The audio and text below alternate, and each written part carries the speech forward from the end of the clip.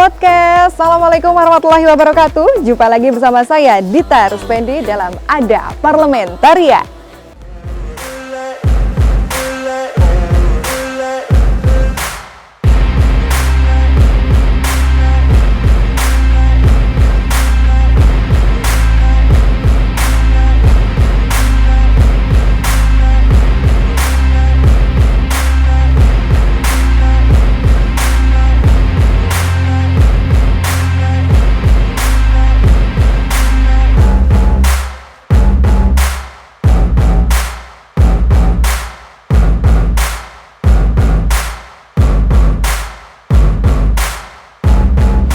Ada podcast, kali ini saya sedang bermain di salah satu ruang terbuka. Ini ada jogging tracknya, wah luar biasa. Ini adalah di dekat kediaman atau konstituennya dari seorang anggota Dewan, Ketua Komisi 3 DPRD Kota Bekasi, Ibu Murfati Lidianto. Ngomong-ngomong saya sudah janjian di sini nih. Ini dia Ibu Murfati Lidianto. Ketemu sama Mbak. Semangat pagi. Gimana apa kabar? Ibu? Ya baik. Saya baik dan teman-teman juga. Ibu, kita mau ngobrol-ngobrol, berbincang soal kesejahteraan Kota Bekasi. Bagaimana? Boleh? Ya boleh. Kita ngobrolnya di sebelah sana. Bagaimana? Ya. Mau di sana? Boleh. Oke, kalau gitu langsung ke sana yuk, Bu. Ya. Mari.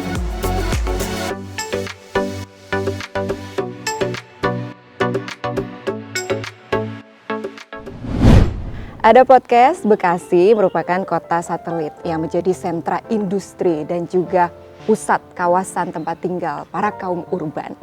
Sayangnya, setelah kita melewati masa pandemi, kesejahteraan kerap menjadi isu yang hangat untuk dibicarakan di tengah dinamisme pendapatan asli daerah kotanya.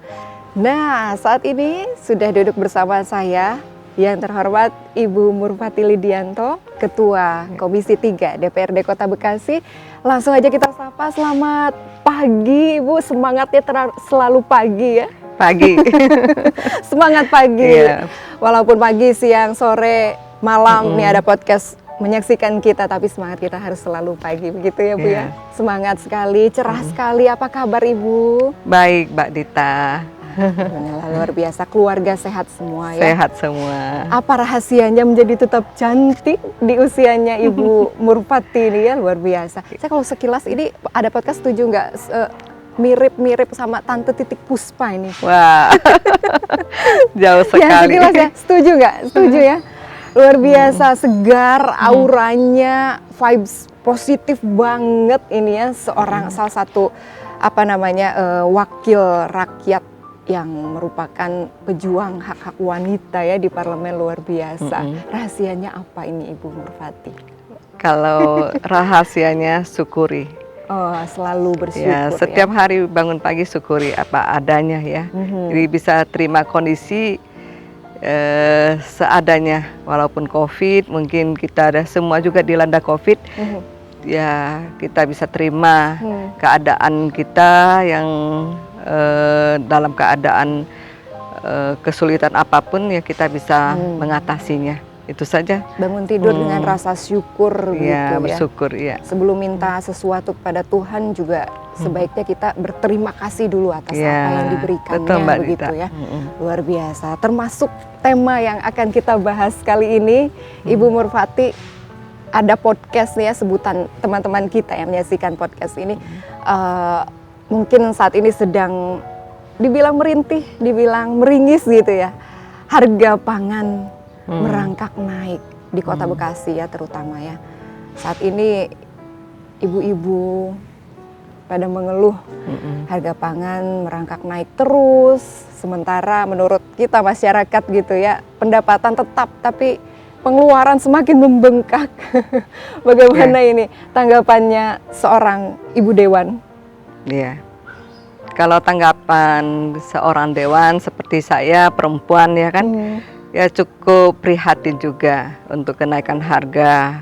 Cuma di dalam kondisi Kota Bekasi ini, kami sebagai Komisi 3 untuk tetap menjaga supaya semua kecukupan pangan ini tersedia, ya.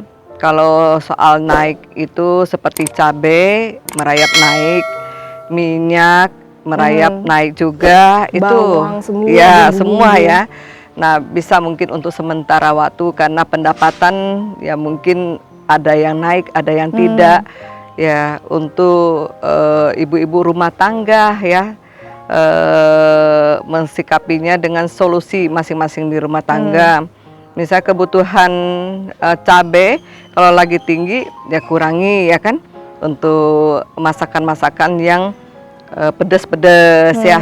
Kalau minyak merangkak naik ya mungkin hanya untuk menumis ya, tidak bikin masakan yang goreng-menggoreng ya. Ya untuk sementara begitu Mbak. Kami juga pemerintah tetap tidak diam saja ya, akan coba menekan harga-harga sembako. Ini kan berkaitan dengan sembako ya. Ya, jadi pangan kita ya seperti minyak, beras, gula, kemudian ya sayur-sayuran, ya cabai juga termasuk itu. Ya, itu solusi yang pertama yang mesti dihadapi dari ibu rumah tangga masing-masing gitu Mbak. Berarti sejauh ini bagaimana koordinasi antara Komisi 3 dengan para organisasi perangkat daerah yang berkaitan dengan hal ini, sudah sampai mana? Sudah sampai mana pembahasannya? Kalau untuk pangan kami sudah memanggil dinas terkait, menyampaikan masalah-masalah kenaikan harga. Ya, kami juga sudah mengadakan sidak ya ke pasar-pasar, ke seperti pasar famili, pasar keranji, dan pasar-pasar yang lainnya. Mungkin memang ditemukan kenaikan harga ini karena juga kenaikan dari dunia ya, bukan hanya Indonesia aja yang berdampak ya, seperti karena perang dunia Ukraina ini juga berdampak ya untuk kenaikan harga pangan di Indonesia. Itu jadi salah satu indikator kesejahteraan. Tema kita kan soal kesejahteraan ya, indikator kesejahteraan bagi rakyat ini salah satunya adalah daya beli ya. Tapi daya beli sekarang dituntut seperti itu dengan harga-harga, mudah-mudahan cepat ada solusi ya atas semua permasalahan ini ya Bu ya.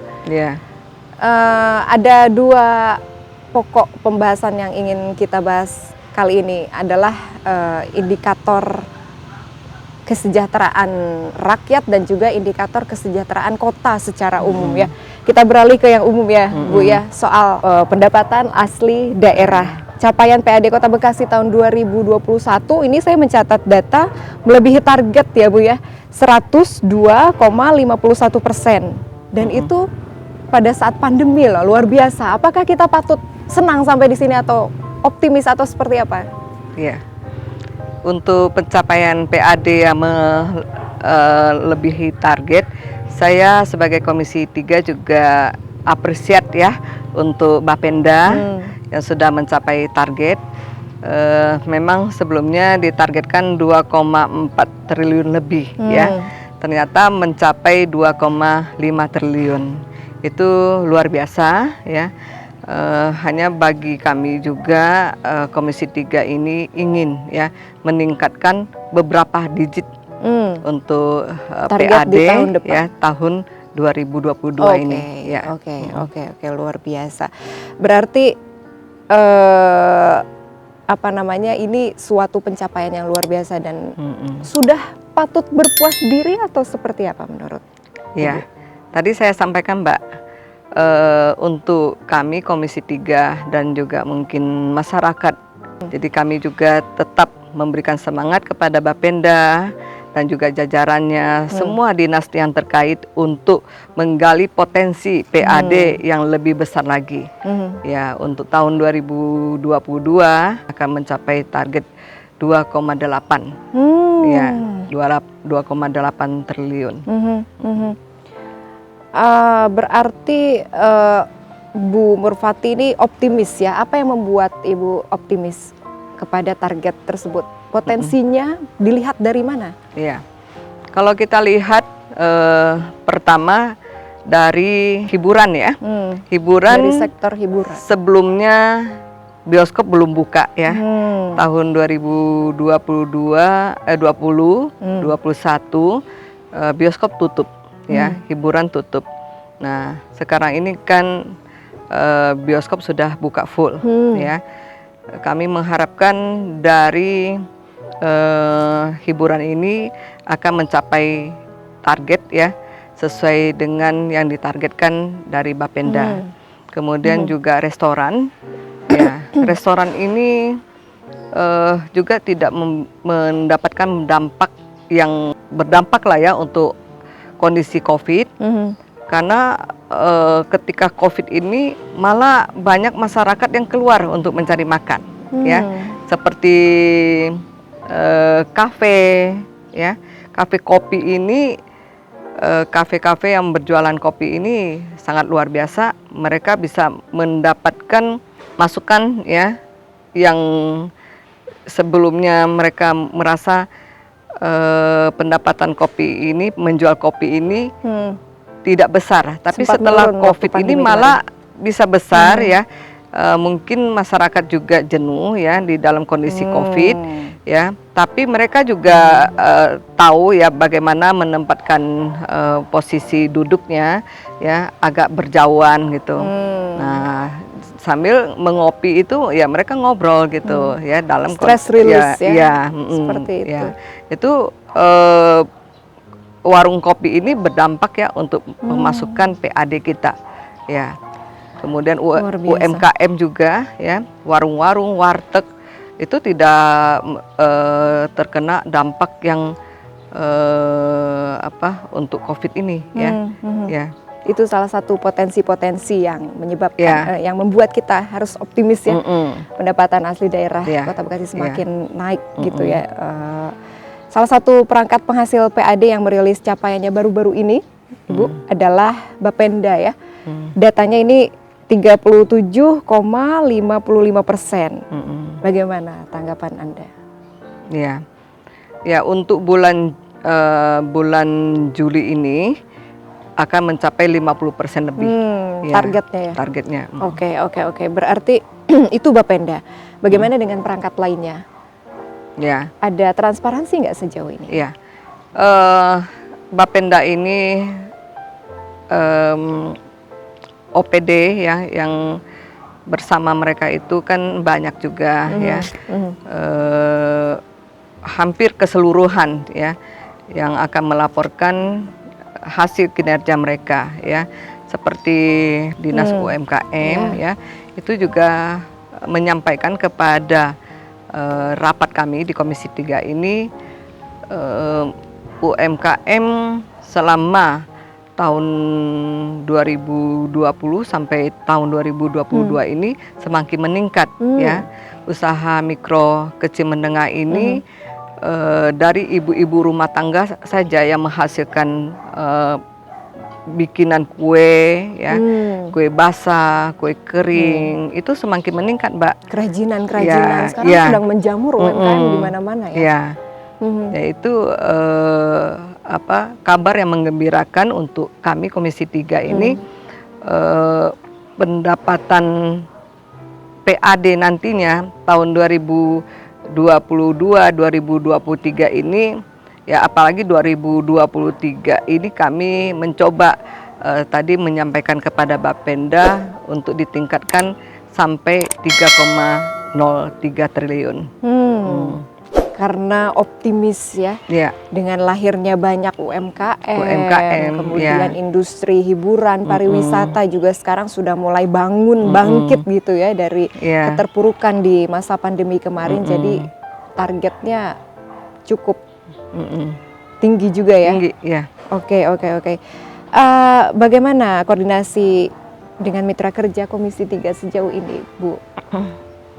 Kalau koordinasi dengan dinas terkait ya, cukup bagus komunikasinya. Selama ini kami mengadakan rapat mereka juga hadir ya bersama dengan kepala dinasnya, ya seperti Disperindak, ya UMKM, kemudian Bank Patriot, Bank BJB, kemudian juga Pedam Patriot, semua ya yang berkaitan dengan Komisi 3 ini cukup komunikasi ya untuk menyampaikan apa yang sudah mereka hasilkan selama tahun 2021 sampai 2022. Sejauh ini ada tantangan atau keluhan yang disampaikan selama duduk bersama? Kalau tantangan, semua punya tantangan ya, semua punya keluhan. Tapi kalau keluhan-keluhan dari semua dinas ini cukup positif ya, menyampaikan hal-hal yang mereka akan raih untuk tahun 2022 ini, karena targetnya juga hampir mencapai 50% ini ya. Sepertinya tidak ada kendala-kendala yang berarti terlalu berarti ya. Semua masih bisa ditangani. Masih bisa ditangani dengan baik. Oke. Apa catatan Ibu terhadap atau catatan atau saran ya untuk Bapenda atau perangkat-perangkat lainnya dalam memaksimalkan capaian target PAD ini? Ya, kalau untuk memaksimalkan pendapatan daerah, ya terutama kalau kami Komisi 3 ini melirik untuk restoran, pendapatan pajak restoran ya.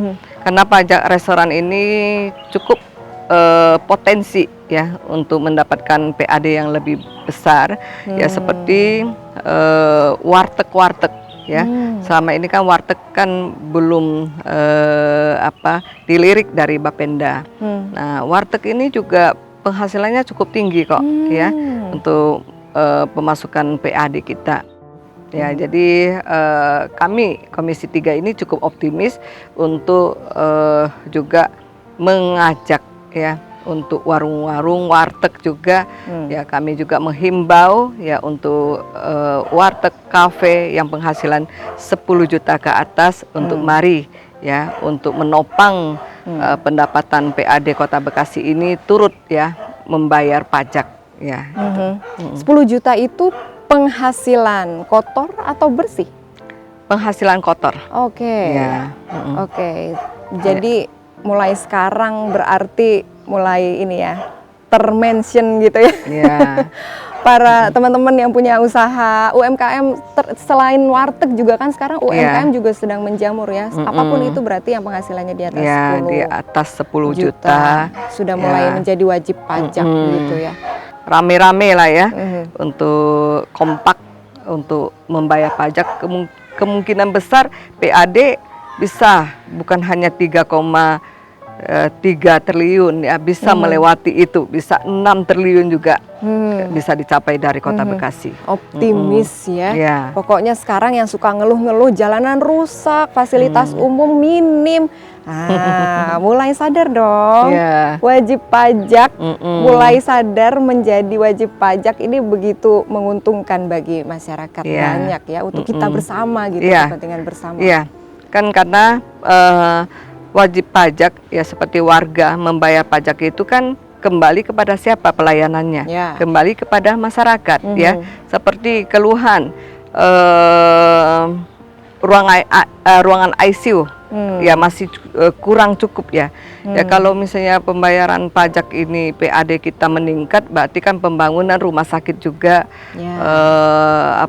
puskesmas ya akan menjadi rumah sakit tipe D, dan juga penambahan ICU, ruangan ICU ya itu kan berdampak untuk kesehatan masyarakat. Ya, itu mengenai wajib pajaknya ya. Sekarang ini tentang transparansi dari para wajib pajaknya.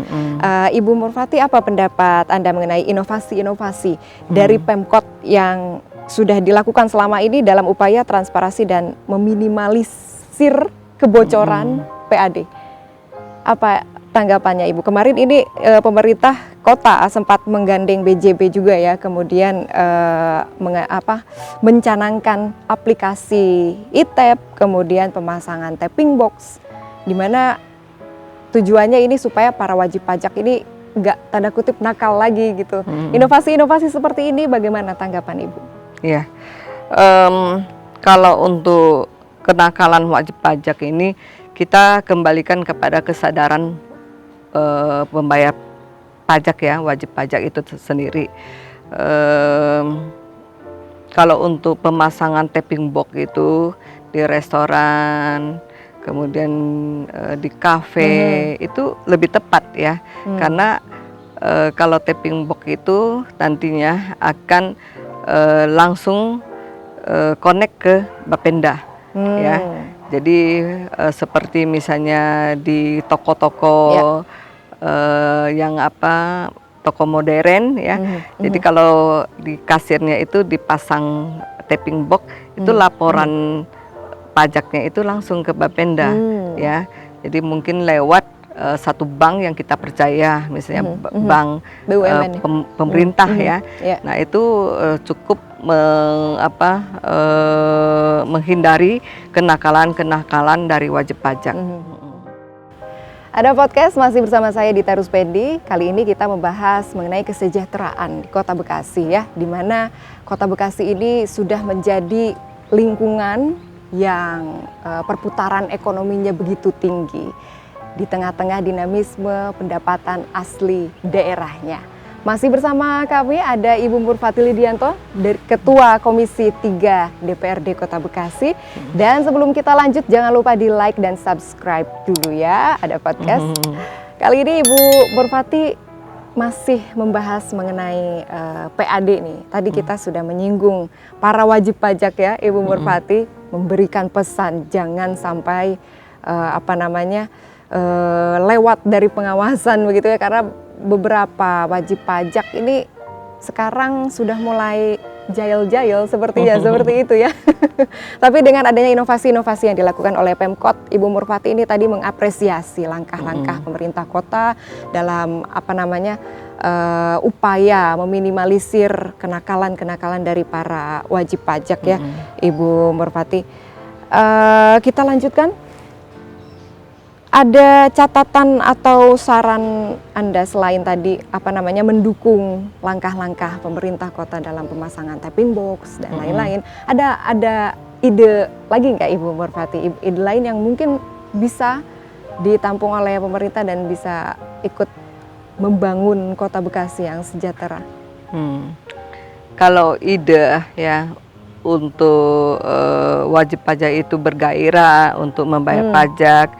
Ya mungkin juga penghargaan ya, bukan hanya sanksi aja, mungkin penghargaan bagi yang pembayar pajak yang termasuk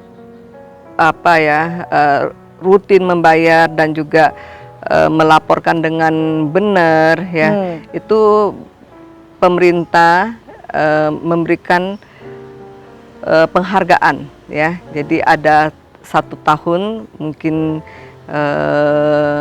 pertengahan tahun setelah menerima semua laporan pajak itu pengusaha diundang ya, dari pengusaha kelas tinggi ya sampai kelas bawah ya kan ya. Itu ada satu motivasi juga buat pengusaha, saya membayar pajak itu ada penghargaan ya, karena termasuk semua warga masyarakat Kota Bekasi ini membayar pajak yang santun ya, yang baik ya.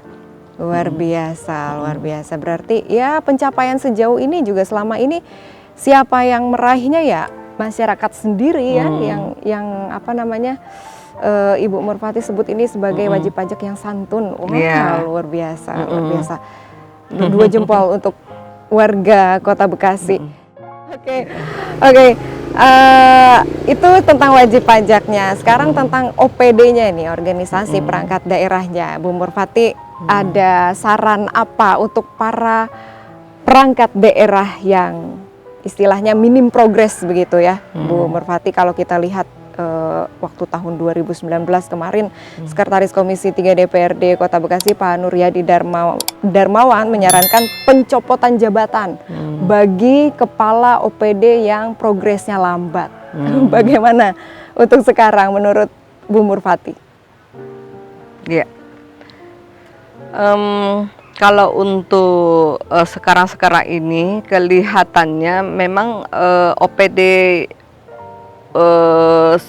tahun saya masuk ini tahun 2019 sampai tahun 2022 ini cukup komunikasi. Oke, ya. sejauh ini cukup. Ya, dan progresnya juga makin hari makin tambah gitu. Oke. Tadi juga kami mengundang Bapenda ya untuk menyampaikan kenapa targetnya baru mencapai 44 sekian gitu. Belum mencapai 50%. Belum ya? mencapai 50%. Nah, disampaikan memang ya masuk akal juga ya. Apa katanya? Karena kondisi COVID ya.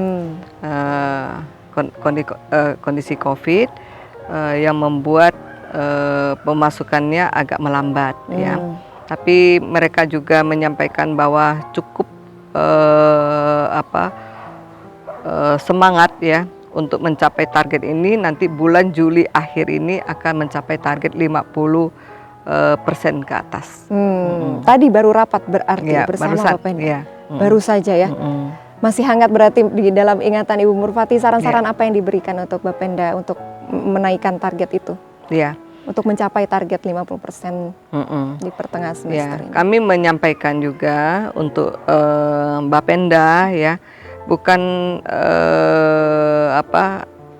fokus ke perusahaan-perusahaan yang sekarang ini saja, tapi coba ya mengambil lagi wajib pajak yang baru ya, yang tadi kami sampaikan usaha menengah kecil, ya kecil seperti menengah, yang seperti tadi yang kafe, kemudian warteg yang penghasilan 10 juta ke atas kan bisa dilirik ya. Ya itu. Berarti Ibu Murfati langkah nyata terdekat untuk mendukung kesejahteraan warga Kota Bekasi saat ini apa dari Komisi 3? Ya tadi ya UMKM. Ya usaha mikro kecil menengah ini yang tadi cukup potensi. Kami ingin ya seperti mal-mal yang sudah sepi ya, kami mau mengajak UMKM ya, terutama dinas UMKM untuk mengisi lagi mal-mal yang sepi, seperti mengajak KFC ya, kemudian McD untuk mengisi ya mal-mal yang sudah sepi. Ya, karena kalau seperti KFC itu kan paling disukai dari anak-anak ya. Jadi mungkin ibu-ibu atau anak-anak mah di sana ada KFC loh di mall sana. Ya, itu salah satu untuk menggairahkan mall tersebut. Ya. Jadi dari segi makanan. Ya, dari sektor kulinernya. Dan mungkin kue-kue yang biasa diminatin ya seperti bakso yang terkenal ya itu diajak masuk ke mall tersebut, dan juga untuk ini kontrak tahunannya tidak mahal atau digratiskan aja dulu mall-mallnya itu kontrak tempatnya ya gitu. Selain tenan juga mungkin membuka bazar bagi UMKM mungkin begitu ya, itu saran-saran untuk semua digratiskan dulu supaya menggairahkan kembali mal-mal yang sepi tadi. Ya, kan ada beberapa mal yang sepi ya. Kita tidak usah menyebutkan malnya, tapi mungkin juga masyarakat atau dinas juga udah tahu mal yang mana sepi, yaitu yang digairahkan kembali ya. Berarti benang merah yang disampaikan dari Ibu Murfati dalam podcast kali ini adalah bagaimana kita membangun gairah dari para wajib pajak itu untuk menambah pendapatan asli daerah Kota Bekasi seperti itu ya. Cara-caranya tadi sudah disampaikan luar biasa. Inovatif, mudah-mudahan dapat terlaksana dalam waktu dekat ya Ibu. Apa harapan Ibu Murfati terhadap kesejahteraan Kota Bekasi secara umum untuk kedepannya? Ya. Kalau harapan saya ya, untuk Kota Bekasi, mari ya, itu perempuan-perempuan yang masih usia aktif untuk turut menyumbangkan ide ya, terus kreatifnya mereka ya, tetap berupaya untuk berusaha ya. Seperti wanita-wanita rumah tangga ini banyak sekali yang punya potensi ya, misalnya pinter membuat kue ya. Nah itu bisa mereka itu membuat satu komunitas ataupun satu toko milik bersama, itu dititipkan di toko tersebut, seperti kue basah ya, kue dari daerah-daerah, misalnya mereka kan di sini kalau Kota Bekasi ini kan semua hampir banyak yang pendatang ya. Ada dari Pontianak, ada dari Singkawang, ada dari Sumatera, dari Padang, dari Jawa. Jawa Tengah, Jawa Timur, semua kan ada di sini. Iya. Mungkin ya mereka juga ada kue-kue yang mereka bisa bikin dan terkenal di kotanya, dibawa ke sini untuk dijual di satu tempat.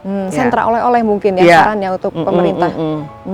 Dan juga wisata kita juga ya kan, Kota Bekasi ini kan belum mempunyai kota wisata yang bisa kita misalnya dari pendatang nanyakan, Mbak, di mana sih kota wisatanya Kota Bekasi? Kalau Bekasi mainnya kemana sih? Ya, gitu ya? Iya kan belum ada kan. Nah iya. itu mungkin kita memulai dari taman-taman kita, seperti taman di sini. Seperti tempat kita ngobrol tempat di sini saat kan, ini ya. Iya. Ini adalah salah satu perjuangan Ibu Murfati ya, jogging track. Wow, luar biasa. Saya bakal sering-sering main ke sini, boleh? Iya boleh. Yang potensi sebenarnya juga ada di parkir. Ya. Nah parkir, retribusi parkir ya, selama ini kan belum ya dimaksimalkan. Ya mungkin bisa dimaksimalkan untuk pendapatan PAD kita ya. Ya seperti di jalan-jalan, di warung-warung kita kan biasa parkir ya, itu kan belum dimasukkan pajak parkirnya. Selama ini belum. Ya baru pajak parkir ya seperti hotel, restoran ya, kemudian mall-mall ya. Tapi kalau yang untuk yang di tepi jalan ya itu belum ya. Padahal sangat banyak sekali itu ya, potensial sekali sebenarnya Kota Bekasi ini. Oke, jadi itu catatan dari Ibu Murfati ya. Iya betul. Hiburan, kuliner, parkir itu harus mulai. Distribusi parkir. Oke, itu semuanya harus sudah mulai dilirik oleh pemerintah ya. Terima kasih banyak Ibu Murfati atas saran-saran dan masukannya. Mudah-mudahan segera dilaksanakannya oleh pemerintah kota, dan tentunya nanti kembali kepada kita semua ini ya. Manfaatnya akan dirasakan oleh rakyat Bekasi sendiri, semuanya akan kembali kepada kita. Sayang sekali durasi kita tidak panjang Ibu Murfati, mudah-mudahan tapi pertemuan kita yang selalu berlanjut ya. Ibu, salam untuk keluarga, jajaran Komisi 3 semuanya, sampaikan salam kami dan tetap semangat selalu menyampaikan aspirasi-aspirasi dari kami ya. Dan ada podcast sampai di sini. Ada Parlementaria kali ini, jangan lupa saksikan episode lainnya dan jangan lupa di like dan subscribe ya. Saya Dita Ruspendi, mewakili segenap tim yang bertugas mengucapkan terima kasih atas kebersamaannya. Assalamualaikum warahmatullahi wabarakatuh, sampai jumpa. Terima kasih Ibu.